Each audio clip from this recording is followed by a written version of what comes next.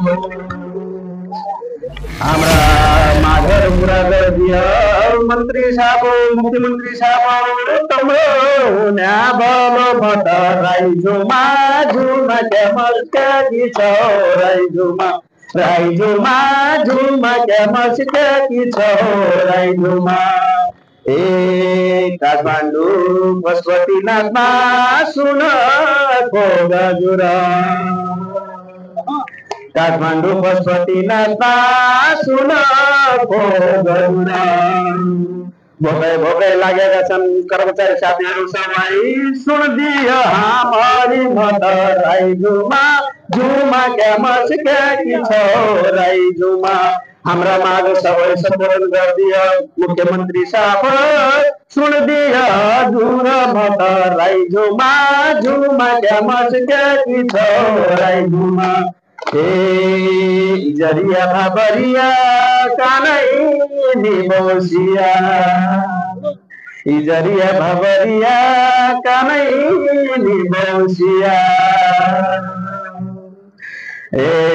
हमरा माग गुरदिया साहब तति कौसिया मत राइजुमा जुमा क्यामस्का कि छ राइजुमा हमरा माग सब सुन दिया मुख्यमंत्री जी तति कौसिया मत राइजुमा जुमा क्यामस्का कि छ राइजुमा ल हजुर हामी सुदूरपश्चिमेली आफ्नो भाषामा भन्नु हाम्रा दुख सब हाम्रा दुख सुनिदियो हैन भित्रै छ एकचोटि आइदियो हामीलाई सब भोट दियो कि ल तपाईहरु माग पूरा भोट दियो हाम्रो आत्मा दुखी रहेछ एकदम दुखी छौ आफ्नो भाषामै भन्नु पहाडी भाषामा बोल्नाहरुको हजुरले बुझ्नु छ कि नै बुझ्छ हैन तर हाम्रो माग पूरा गरिदियो हैन हाम्रो आत्माहरुलाई यसरी नसकाऊ हाम्रो आत्मा एकदमै दुखी भइसकेको छ यस्तो धुपमा बस्नु परेको छ हैन भोक भोकै लागेको छु टाढाबाट आएको छु कोही कञ्चनपुरबाट कोही बैतडी कोही दार्चुला कोही डेलधुरा कोही आसाम बजाय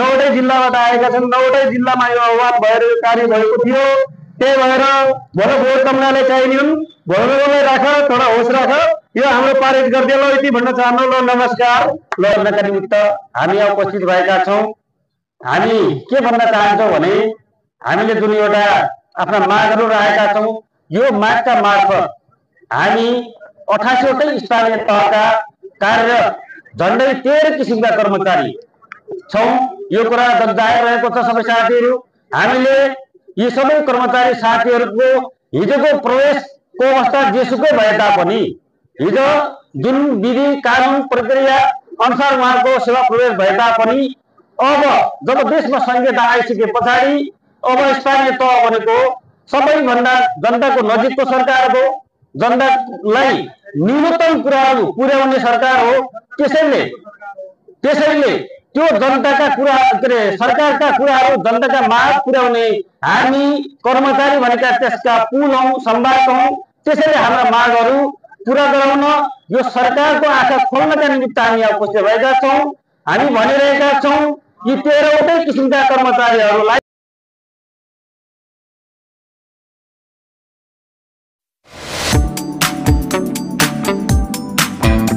बनाउँदाखेरि यी सबै कर्मचारीहरूको माग र मुद्दालाई लिएर यो माग र मुद्दा समेटिने गरेर यो आउनुपर्छ भन्ने हाम्रो मूल मान्यता हो जसका कारण जुन सरकारले एउटा परिकल्पना गरेको छ जनतालाई दिइने सेवा सुविधाहरू सहज रूपमा जानुपर्छ छिटो छरितो रूपमा जानुपर्छ पारदर्शी रूपमा जानुपर्छ भन्ने जुन मान्यता छ त्यो मान्यतालाई पूरा गर्नका निमित्त यी कर्मचारीहरूका समस्या के हुन् यी कर्मचारीका सेवा सुविधाका कुरा के हुन् वृद्धि विकासका कुरा के हुन् सेवाबाट अलग भइसकेपछि उनले पाउने सेवा सुविधा के हो यो विषयमा कम्तीमा यो सरकारले यो ऐनले समेटोस् भन्ने हाम्रो धारणा हो त्यसैले हामीले जुन एउटा यो आन्दोलन अगाडि बढाउन एउटा संगठन समिति का मार्फत हामी यहाँ बसिरहेका छौं हामीले यी सबै कर्मचारीहरूलाई जोड्ने काम गरेका छैनौं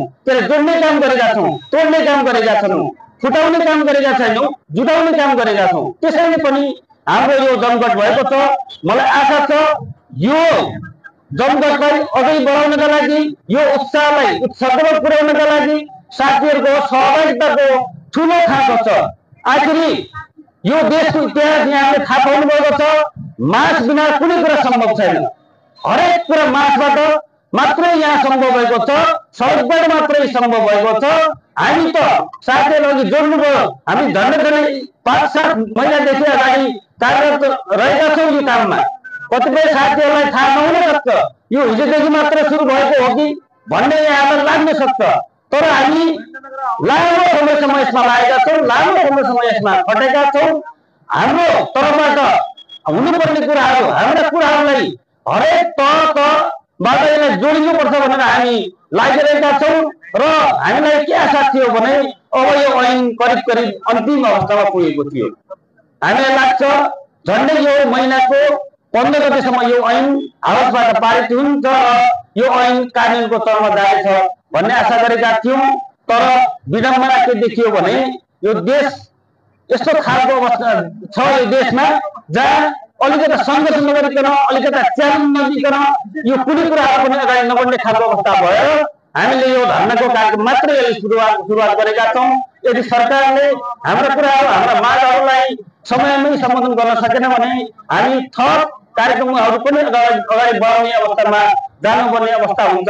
त्यसैले साथीहरू म पटक अनुरोध गरेको छु, कम्तीमा पनि यो तराईका 2टा जिल्ला, खास गरेर कैलाली कञ्चनपुरका स्थानीय तहका साथीहरू हामी दूरीको हिसाबले पनि नजिक छौँ। अब यो सुगमको हिसाबले पनि हामी सुगमता छौँ। जस्तै हामी अहिले भनिरहेका छौँ पहाडका साथीहरूको उपस्थिति न्यून छ, किनभने उहाँहरूको यो दूरीको कारणले, विभिन्न भौगोलिक कठिनाइका कारणले पनि उहाँहरू आउन सकिरहनु भएको छैन। तैपनि उहाँहरू प्रयास गरिरहनु भएको छ। तपाईँको झन्डै अस्तिको हाम्रो यो चैतको 23 गते पछाडि पहाडका धेरै साथीहरू आउनु भएको थियो। उहाँहरूसँग हामी बसेर यो पटक विभिन्न समितिसँग छलफल गर्ने कुरा, विभिन्न मानिसहरूसँग बस्ने कुरा, विभिन्न राजनीतिक दलका नेताहरूसँग भेट्ने क्रममा उहाँहरूको सहभागिता रहेको थियो। त्यसैले चाहिँ हामी उहाँलाई पनि अहिले पनि जोड्न भनिरहेका छौँ। हामीले आन्दोलनको कुरा घोषणा गरिसकेका छौँ। तपाईँहरू पुनः फर्किनुहोस्, आउनु, यहाँ जोडिनुहोस्, आफ्ना माग के हुन्, आफ्ना मुद्दा के हुन्, थप तपाईँका कुराहरू चाहिँ छुटेका छन् त्यो पनि सम्बोधन गरौँ, राखौँ भनेर हामी अनुरोध गरिरहेका छौँ। त्यसैले साथीहरू यो कुरामा हामी सबै संवेदनशील छौँ। यहाँ म थोरै मैले जोड्नुपर्ने कुरा अघि हाम्रो नरेश सरले पनि जोड्नु भएको छ। यो अस्थायी कर्मचारी साथीहरूको विषयमा